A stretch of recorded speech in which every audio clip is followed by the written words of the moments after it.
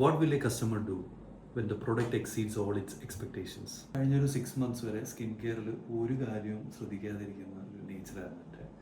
അപ്പോൾ കുറേ ഇഷ്യൂസ് സ്കിന്നിൽ വരാൻ തുടങ്ങി. സ്കിൻ ഭയങ്കര ഡ്രൈ ആയി, കുറേ ഡാർക്ക് സർക്കിൾസ് ഒക്കെ വന്നു.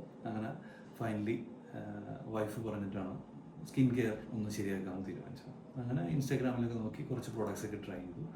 പക്ഷെ ഒന്നും അങ്ങോട്ട് കണ്ടിന്യൂ ചെയ്ത് പോകാൻ പറ്റുന്നില്ല. ഒരു 2-3 days ഒക്കെ കഴിയുമ്പോൾ തന്നെ അതിനകത്തൊരു എന്തോ മടുത്തു പോകും, പിന്നെ അങ്ങനെ സ്റ്റോപ്പ് ചെയ്യും. അങ്ങനെയാണ് ഡാലിയറ്റ് എന്നുള്ള പ്രോഡക്റ്റ് ഇൻസ്റ്റാഗ്രാമിൽ കാണുന്നത്.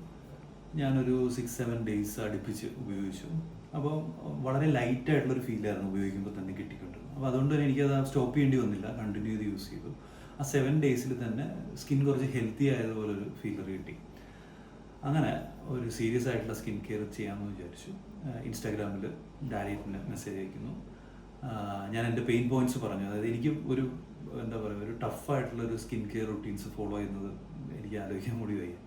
അപ്പോൾ വളരെ നമുക്ക് ഫോളോ ചെയ്യാൻ പറ്റുന്ന, വളരെ എന്താ പറയുക, ഈസി ആയിട്ട് ഫോളോ ചെയ്യാൻ പറ്റുന്ന ഒരു സ്കിൻ കെയർ റുട്ടീൻ വേണം എന്നുള്ളത് നിർബന്ധമായിരുന്നു. അങ്ങനെ സംസാരിച്ച് കഴിഞ്ഞപ്പോൾ എനിക്ക് കൃത്യമായ ഒരു ഗൈഡൻസ് കിട്ടി.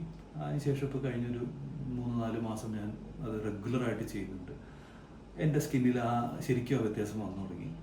എങ്ങനെയാണെന്ന് വെച്ച് കഴിഞ്ഞാൽ നമ്മൾ ആദ്യമേ കണ്ട് അതിനകത്തൊരു ചേഞ്ച് കാണുന്നു, പിന്നെ ചുറ്റുമുള്ള ആളുകൾ പറഞ്ഞു തുടങ്ങും, അല്ലെങ്കിൽ ഏത് പ്രൊഡക്റ്റ് യൂസ് ചെയ്യുന്നുള്ള ചോദ്യങ്ങൾ വരുമ്പോഴാണ് കൂടുതൽ ശ്രദ്ധിക്കുക. അപ്പോഴാണ് ഞാൻ മനസ്സിലാക്കിയത് കറക്റ്റ് ഞാൻ ആ റുട്ടീൻ ഫോളോ ചെയ്യുന്നതും എൻ്റെ സ്കിന്നിൻ്റെ ബെറ്റർമെൻറ്റും കൺസിസ്റ്റൻ്റ് ആയിട്ട് എനിക്ക് കാണാൻ പറ്റി. That's how I ended up in creating my first ever video review. Thank you ഡാലിയറ്റ്.